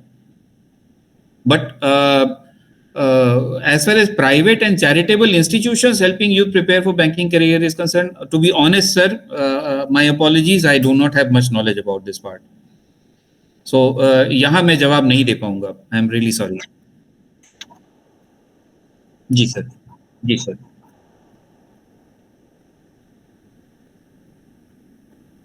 Oh, that's the most interesting part. Growth in banking career and benefits. Chances of promotion. कोई भी काम आसान नहीं होता है, ठीक है। प्रमोशन को टेकन फॉर ग्रांटेड नहीं लेना चाहिए। आप एंट्री लेते हो, एंट्री लेने के बाद में आपको मेहनत रोकना नहीं है, मेहनत आगे करते जाइए। एंड बिलीव मी, इनफैक्ट ऐसे बहुत सारे लोग हैं जो कि मेरे जानने वाले हैं। और जैसे पंजाब नेशनल बैंक में मेरा एक फ्रेंड है, मेरे बैच का है, उससे दोस्ती भी जब हम लोग की ट्रेनिंग हुई थी उसमें हुई थी। वो लड़का आज एग्जीक्यूटिव डायरेक्टर हुआ है और अभी उसका शायद पंजाब नेशनल बैंक में ही वो रहेगा। सो कहने का मतलब ये है, और उस लड़के ने फॉरेन पोस्टिंग्स ली, बहुत सारी फॉरेन पोस्टिंग्स हुई थी उसकी, और वो एक रेस्पेक्टेड आदमी है, ऑनेस्ट आदमी है, उसकी इंटेग्रिटी पे कहीं कोई सवाल नहीं उठाया गया है, बहुत मेहनती आदमी है। सो यहाँ पर रिवॉर्ड उसको किया जाता है जो ऑनेस्ट है, जो जिसकी इंटेग्रिटी पे कोई सवाल नहीं उठाया जाता है, और जो मेहनत करने को राजी है। आप मेहनत करेंगे 100%, आपकी प्रमोशंस को कोई रोक ही नहीं सकता है। सो ये चीज आप अपने बिल्कुल दिमाग में रखें। जहां तक बेनिफिट्स का सवाल है, बेनिफिट्स में पोस्टिंग मैंने अभी बताया कि हाँ, आपको local, near your district, international. अच्छा, नियर योर डिस्ट्रिक्ट में जहां तक लड़कों का सवाल है, I have a bad news. लड़कों को उतना रहम नहीं करते हैं बैंक वाले। उनको जहां पर अगर वैकेंसी होती है वहां पर डालते हैं, बट लड़कियों को यहाँ पर एक बेनिफिट ये होता है कि हाँ, अगर वो किसी पर्टिकुलर जगह की हैं तो उनको वहां पर बेनिफिट मिल जाता है। जैसे मेरे समय में जब मैं पंजाब नेशनल बैंक में पहली पोस्टिंग लेने गया था, तो मेरा नाम प्रपोज हुआ था दिल्ली के लिए, बट क्योंकि एक दिल्ली की लड़की थी मेरे बैच में, तो उस लड़की को दिल्ली मिला और मुझे हरियाणा दिया। तो ऐसी प्रॉब्लम्स आती हैं, बट फिर भी एक सीखने का एक मौका है। जहां भी जाएंगे एक अपॉर्चुनिटी है आपके लिए। इसको अगर पॉजिटिवली लेंगे 100%, आप जहां भी काम करेंगे आपको रिकॉग्निशन ही मिलेगा और कुछ नहीं, ठीक है। जैसे हाउसिंग लोन और व्हीकल अलाउंस वगैरह की बात है, यस, हाउसिंग अलाउंस भी मिलता है, HRA मिलता है। और आप अगर चाहें जहां पर आप रह रहे हैं वहां पर आपको लीज अकोमोडेशन भी बैंक प्रोवाइड करती है। व्हीकल अलाउंस हम लोगों के समय में है। मैं इनफैक्ट वाइस प्रेसिडेंट ग्रेड में आने के बाद में मुझे गाड़ी मिली है, और व्हीकल अलाउंस मुझे गाड़ी भी मिली है और व्हीकल अलाउंस भी मिलता है। व्हीकल अलाउंस वैसे भी मिलता है, मेरे ख्याल ज्यादा नहीं है, बट हाँ, छोटा सा अमाउंट जूनियर ग्रेड्स में मिलता है।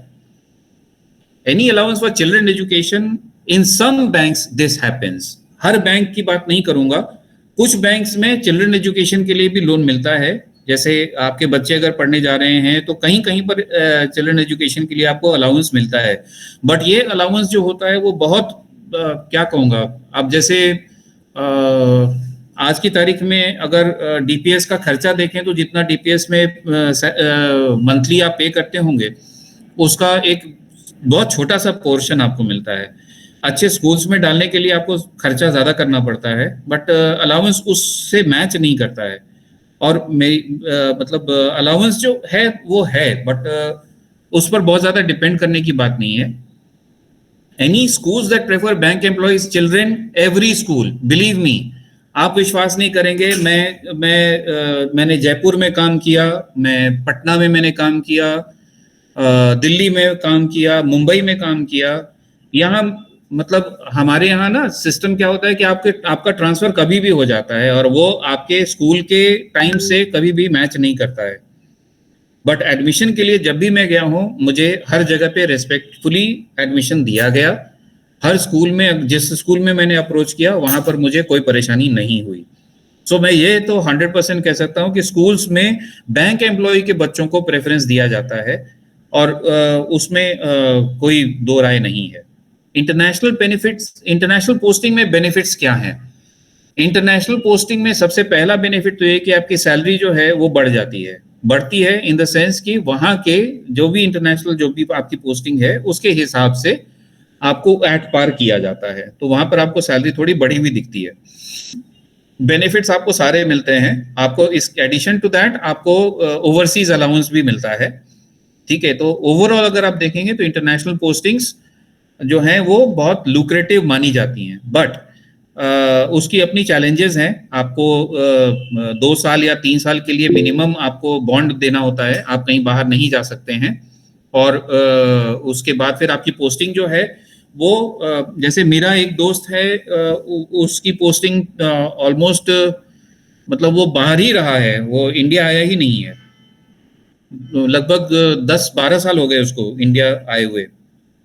बीच बीच में 1 महीने की छुट्टी लेके आता है, बट ऐसे अदरवाइज वो इंडिया नहीं आया है। उसको कभी दुबई, कभी इंग्लैंड, कभी अलग अलग जगह पर उसकी पोस्टिंग रही है।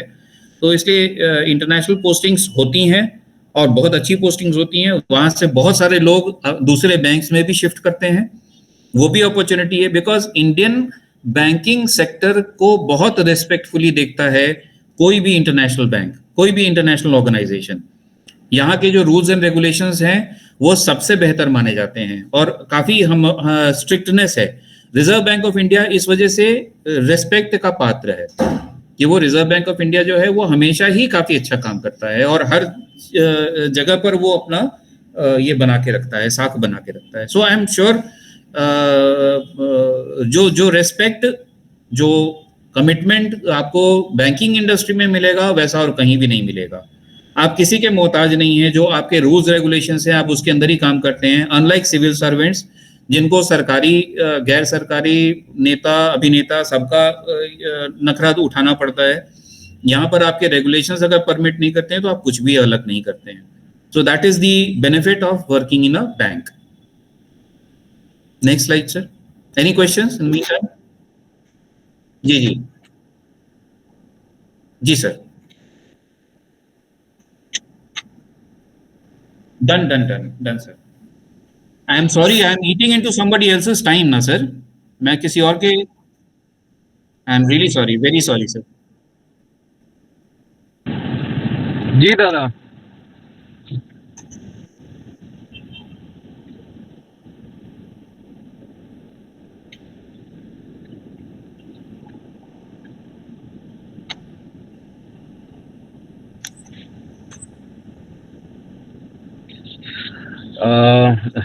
पहले तो नमस्ते सबको। मेरा नाम आदित्य सिंह है, मैं बढ़िया लखीसराय गांव से हूं और फिलहाल मैं बॉम्बे में रह रहा हूं। बैंकिंग में मेरी जॉब लगी थी, मैंने ICICI बैंक में काम किया है, मैंने HDFC में फिलहाल मैं काम कर रहा हूं और IDBI बैंक में मैंने काम किया है। एंड बैंकिंग में जैसा आप लोगों ने अभी ज्ञान लिया उसमें मैं इन जनरलाइज टर्म कहूँगा कि जो वेरियस एस्पेक्ट्स रहते हैं बैंकिंग के, जहाँ पे जॉब्स लगते हैं, जो कि रहता है फ्रंट ऑफिस, मिड ऑफिस और बैक ऑफिस, ये तीनों जगहों पे मैंने काम किया है और फिलहाल मैं बैक ऑफिस जो होता है उसमें मैं काम कर रहा हूँ। फ्रंट ऑफिस में जो रहता है वो एज अ सेल्स का जॉब रहता है, जहाँ पे आप फ्रंट एंडिंग करते हैं ब्रांचेस का, अपने बैंक को रिप्रेजेंट करते हैं, कस्टमर्स तक जाते हैं, जो अनटच्ड कस्टमर्स होते हैं, किसी दूसरे बैंक के कस्टमर्स होते हैं उनके पास जाते हैं, आप अपने बैंक्स का प्रोडक्ट्स वगैरह ले जाकर के उनको सेल करते हैं। तो basically it is a sales role. आप जा करके अपना जो प्रोडक्ट होता है आप उसको डोर टू डोर मत समझिए कि आपको झोला उठाना और डोर टू डोर जाना है। It is a very organised type of a sales, बहुत ही पिन पॉइंट सेल्स किया जाता है। बट सेल्स में भी ब्रांचेस में, बैंक में अलग अलग लेवल पे जैसे रोल्स रहते हैं, जैसे सर ने बताया अभी, कुछ प्रायोरिटी HNI क्लाइंट्स के लिए रहते हैं, कुछ जनरल क्लाइंट्स के लिए रहते हैं, कुछ बिजनेस डेवलपमेंट एग्जीक्यूटिव्स रहते हैं। तो सबका अपना अपना रोल रहता है और वो जो क्वालिफिकेशन होती है उसके बेसिस पे सेल्स को लिया जाता है। जैसे आज के दिन पे सेल्स में ब्रांचेस में MBA ग्रेजुएट्स को लिया जाता है, जो कि हाई प्रोफाइल कस्टमर्स को मैनेज करते हैं। जो ग्रेजुएशन होता है उनको बिजनेस डेवलपमेंट एग्जीक्यूटिव या एक असिस्टेंट मैनेजर के रोल पे लिया जाता है, जो कि एक लार्जर क्राउड को टेस्ट करते हैं, सेल्स अपना करते हैं। फिर ये हो गया सेल्स। फिर उसके बाद आता है मिड ऑफिस। मिड ऑफिस में जो मेरा काम रहा है वो एज अ प्रोडक्ट मैनेजर रहा है। मैं डिजिटल बैंकिंग में एज अ प्रोडक्ट मैनेजर के रोल पे था वहाँ पे हम लोग जो आपका जो एक कोई भी प्रोडक्ट होता है, चाहे वो बिजनेस लोन प्रोडक्ट या मतलब कि कोई एसेट्स हो गया या लाइबिलिटीज हो गए या वैल्यू एडेड सर्विसेज हो गए, आप उन प्रोडक्ट्स को आप मैनेज करते हैं, आप उनका प्रॉफिटेबिलिटी देखते हैं, आप उनका ग्रोथ देखते हैं, आप उनका बेसिकली बेंचमार्किंग करते हैं कि आपका प्रोडक्ट दूसरे बैंक के विनस्पत कितना स्ट्रांग है, उसको कितना रीच है, उसका क्या चेंजेस उसमें लेकर के आए, किन लोगों के साथ आप टाई अप्स करें। अगर एक छोटा सा एग्जांपल लूँ तो अगर मेरे को आप क्रेडिट कार्ड की बात करें तो क्रेडिट कार्ड की इच्छा आज के दिन पे सबको रहती है, मगर वो कौन सा क्रेडिट कार्ड चूज करना है, वो ऑप्शंस इतने हो गए क्योंकि हर बैंक ने अपने प्रोडक्ट मैनेजर्स को लगा रखा है कि वो बेस्ट प्रोडक्ट बनाए। किसी अभी बीच में मैंने सुन रहा था किसी ने एजुकेशन लोन की बात की, किसी ने बिजनेस लोन के बारे में बात की। तो आप चॉइस में इसलिए रहते हैं क्योंकि हर बैंक की एक प्रोडक्ट टीम होती है जो कि उस प्रोडक्ट को और तराश करके अच्छा बनाना चाहती है कि वो बाकी बैंकों के प्रोडक्ट से अपर लेवल पर है। तो यहाँ पे जो नौकरियां लगती हैं वो थोड़ी एजुकेशन वाइज बैंक प्रेफर करते हैं कि थोड़े मतलब लाइक क्वालिफाइड लोग हों, स्पेसिफिक नॉलेज रखने वाले लोग हों। तो यहाँ पे आपको मिड ऑफिस में जनरली आपको एमबीए के ग्रेजुएट्स मिलेंगे। आपको जो बैंक्स आज के दिन पे स्टैटिस्टिक्स वगैरह काफ़ी करता है तो वहाँ पे उनकी रिक्वायरमेंट रहती है जो स्टैटिस्टिक्स के ग्रेजुएट रहते हैं। कोई इकोनॉमिक का ग्रेजुएट है तो वहाँ पे हेड ऑफिस में आपको अपॉर्चुनिटी मिलेगी। आप प्राइवेट सेक्टर में हो या पब्लिक सेक्टर में हो, इकोनॉमिक्स के ग्रेजुएट्स को हेड ऑफिस की नौकरियां लगती हैं, अच्छी नौकरियां लगती हैं। एंड जैसा उनका भाग्य है उस हिसाब से वो कंटिन्यू ही करते हैं पूरे हेड ऑफिस में ही फ्रॉम स्टार्ट टू लास्ट। तो आप जो रिक्वायरमेंट है एजुकेशन वाइज, अगर आप स्पेसिफिक होकर के जाते हैं कि आपने इकोनॉमिक्स किया है, आपने एमबीए किया है फाइनेंस में, आपने ग्रेजुएशन आपने स्टैटिस्टिक्स में किया जो स्पेशलाइज सब्जेक्ट्स हैं, तो आपकी स्पेसिफिक नौकरी लगेगी। दूसरा जो आज के दिन पे जो बड़ा फेरबदल हो रहा है, आज के दिन पे जो भी बैंक्स हैं वो डिजिटल बैंकिंग पे काफ़ी फोकस रखती हैं। तो डिजिटल बैंकिंग का अगर आप फ्रंट एंडिंग देखें तो आपका कोई इंटरनेट बैंकिंग का ऐप हो गया या मोबाइल बैंकिंग ऐप हो गया, बट उसके पीछे एक आईटी टीम होती है, एक बैंक की टीम होती है जो उसको सपोर्ट करती है। उसको बनाने में अलग अलग वेंडर्स से बात करना पड़ता है कि ये प्रोडक्ट कैसे बनाना है, कि अगर किसी को ऑनलाइन एफडी खोलना है या आप अपने नेट बैंकिंग में जाकर के एनईएफटी आरटीजीएस करते हैं तो उसके लिए बैकएंड पे सपोर्ट रहता है कि कल को इंटरनेट बैंकिंग डाउन ना हो जाए। तो अपॉर्चुनिटी जो है वो आईटी के बच्चों के लिए भी है जो आईटी सेक्टर में उन्होंने कोडिंग की है, जो उन्होंने डेटाबेस मैनेजमेंट और अपने जितने भी ये एमसीए वगैरह होते हैं, तो इनकी भी अपॉर्चुनिटी बहुत है। Bank as a huge it is like a huge elephant, जहाँ पे उसमें जो किसी भी ग्रेजुएशन से लेकर के आपने कोई भी कोर्स किया, आपने टूरिज्म का कोर्स किया, आपने इंग्लिश में ऑनर्स किया है, वहाँ से लेकर के आपने स्पेसिफिक स्टैटिस्टिक्स, इकोनॉमिक्स या कोई भी मैनेजमेंट किया है फाइनेंस की, तो आपको सब चीज़ की अपॉर्चुनिटी का जॉब मिल सकती है। अब जहाँ तक बात है जॉब लगने की, वहाँ पे ये है कि अगर आपको प्राइवेट सेक्टर बैंक में जाना है कि पब्लिक सेक्टर बैंक में जाना है। आइडियली सब लोग कोशिश करते हैं पब्लिक सेक्टर बैंक में जाने की, बट पब्लिक सेक्टर बैंक का आप लोगों ने देखा होगा एम्प्लॉयमेंट न्यूज़ में या बड़े बड़े जो मेजर न्यूज़पेपर्स होते हैं उन पर इश्तिहार आता है।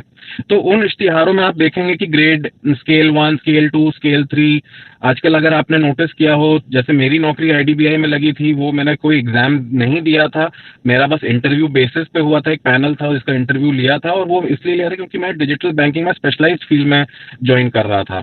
अगर आपको जनरल स्ट्रीम में ज्वाइन करना है, चाहे वो एसबीआई हो, आईडीबीआई हो, पीएनबी हो, तो आपको आईबीपीएस का एग्जाम होता है, आपको वो लिखना होता है, उसमें जो आपके मार्क्स होते हैं उसके बेसिस पे होता है। प्लस आपको आरबीआई का अलग स्पेसिफिक एग्जाम होता है जैसे सर ने बताया। तो अपॉर्चुनिटीज जो है वो आपके पास बहुत हैं, मगर कुछ अपॉर्चुनिटीज होती हैं जैसे प्राइवेट बैंक, सरकारी बैंक में, सॉरी पब्लिक बैंक में, वो आपको एग्जाम के तौर पे ही आपको 90% opportunity, 99% I would say opportunities वैसे ही मिलती हैं एंट्री लेवल पे। और जहाँ तक प्राइवेट बैंकों का ये है, तो अगर आप अपना कोई फ्रेशर है या जस्ट ग्रेजुएशन पास किया है और उसको अपॉर्चुनिटी चाहिए, तो naukri.com हो गया या जितने भी ये जो ऑनलाइन प्लेटफॉर्म्स होते हैं नौकरी के, वहाँ पे आप अपना CV अपलोड करिए। तो आपको हो सकता है आपको HR या HR के जो बीच में कंसल्टेंट्स टाइप से होते हैं जो वर्क करते हैं, वो आपको कॉल करके आपको जॉब देंगे। यहाँ पे मैं एक चीज़ बहुत क्लियर कर देना चाहता हूँ कि कभी भी आपको किसी भी वक्त कॉल आए कि आप मेरे को X अमाउंट ऑफ रुपीज़ दीजिए, हम आपका नौकरी लगा करके देंगे, प्लीज़ आप उससे ल्योर मत होइएगा, because that is a totally fraud call. मैंने मल्टीपल बैंकों में काम किया है, मेरे को मल्टीपल आउटसाइड वेंडर्स से कॉल आया है, बट आज तक किसी भी वेंडर ने कभी भी पैसा नहीं मांगा है, ना ही आपको कोई बैंक का HR बोलेगा कि आपको X अमाउंट ऑफ रुपीज़ दे देंगे तो आपको नौकरी लगेगी। प्लीज़ मेरा सजेशन आपको यही रहेगा कि ऐसे कॉल्स को आप एंटरटेन ना करें। उसके बाद जहाँ तक ग्रोथ की बात होती है, ग्रोथ डेफिनेटली मेहनत के ऊपर होता है, आपकी नॉलेज के ऊपर होता है, और जैसा बैंकिंग फील्ड चेंज हो रहा है उस हिसाब से अगर आप अपने आप को चेंज करते जाएंगे तो आप अपॉर्चुनिटीज़ आपको बैंक में ही मिलती जाएंगी। जैसे मैंने फ्रैंकली स्पीकिंग मैंने एज अ सेल्स रोल में ज्वाइन किया था, जहाँ पे मेरा रोल था बैंक के लिए अपने प्रोडक्ट्स बेचना। वहाँ से लेकर के आज मैं बिजनेस एनालिस्ट का रोल पे आया हूँ, जहाँ पे मेरे को जो बिजनेस HDFC बैंक में डिजिटल बैंकिंग में जो प्रोसेसेस सेट करने होते हैं उसका मैं प्रोसेस सेट करता हूँ, मल्टीपल टीम से कोऑर्डिनेट करता हूँ। तो इट टोटली डिपेंड्स आप कितना मेहनत करने को तैयार हैं, आप कितना अपॉर्चुनिटी ग्रास्प करने को तैयार हैं। And like sir said, networking काम आती है, तो how many people you have worked with, वो आपकी मेहनत को कैसे परखते हैं, उस पर टोटल डिपेंडेंस है बैंक के जॉब्स में। सो Shiv Kumar, that is all from my side. Definitely, if people have certain questions, they can definitely ask me. I am ready.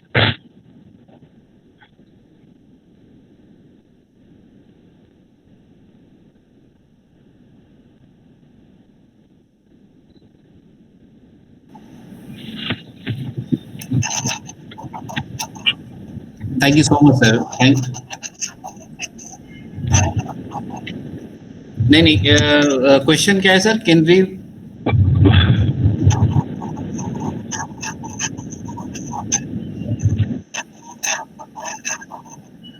Sir केंद्रीय विद्यालय का की गारंटी तो नहीं है, बिकॉज केंद्रीय विद्यालय में सेंट्रल गवर्नमेंट एम्प्लॉइज को ही प्रेफरेंस दिया जाता है, और सेंट्रल गवर्नमेंट एम्प्लॉइज के अलावा गवर्नमेंट एम्प्लॉइज को पहले प्रेफरेंस देते हैं, उसके बाद में और किसी का नंबर लगता है। सो केंद्रीय विद्यालय is one of the exceptions मेरे हिसाब से जी। वहाँ पे एडमिशन जो है, अगर वैकेंसी रही और कोई क्लेम नहीं कर रहा है, कोई सीनियर सेंट्रल या सेंट्रल गवर्नमेंट का कोई भी एम्प्लॉय अगर ट्रांसफर होके कहीं नहीं आया है, तब अपॉर्चुनिटी है। वैकेंसी जनरली वहाँ पर दिक्कत होती है वहाँ एडमिशन में। सो केंद्रीय विद्यालय में B an exception.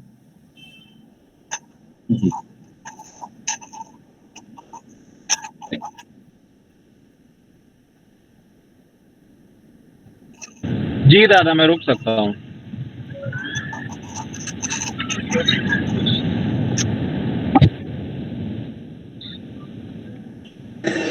Sir Aditya,